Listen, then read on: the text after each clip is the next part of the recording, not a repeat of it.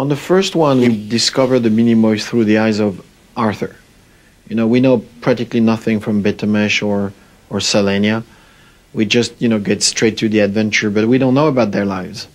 The second one was fun because suddenly we can see what they are doing in their lives. You know, when they wake up in the morning, what they eat, how they dress, what they do for lunch.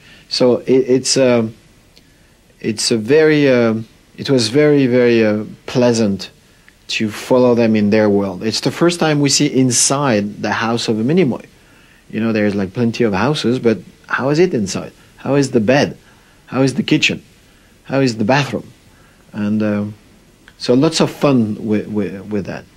When we see the first one, the couple was already a little, was funny, I think. And I want to build them more because there's material for comedy there. And we really go much often from up to down, up to down, up to down. And we follow Arthur on his journey, and we follow the parents also on their journey because they have a tough time either. You know, sometimes you even wondering who has the worst time.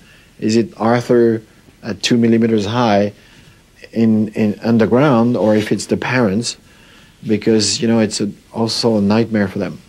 The point at the end of directing is to try to forget the camera and think that you're just there with them.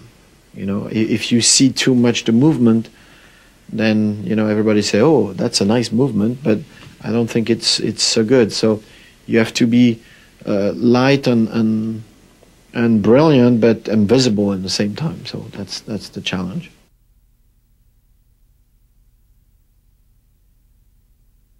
Yeah, there's maybe a little more action, I think, but a funny action because, as I was saying, you see Betamesh and Arthur on the butterfly, and then on the ladybug, on the spider, and you know they try every type of vehicles.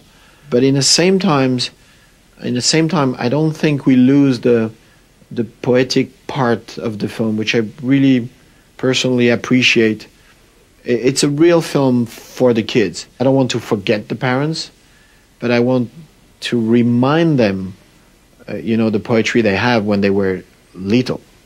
So it's good for the kids because it's full of adventure, but it's also good for the parents because they can have the nostalgia of the 60s and the dresses and the feelings that you have at the time. You know, the friendship, the love, all these feelings were much more pure and decent, and there's no 200 channels and internet and portable phone, and you know, if you want to say something, you have to take the car and go to see the person to tell it. You don't see so much what you're building. You know you're building something because you work every day for 3 years, and it's really only at the end that you can have a vision of the film. And the big pleasure is the first screening when everything is finished, and then you take an audience of 500 kids and you show the film and you see them, you know, screaming, and that's the best moment, in fact.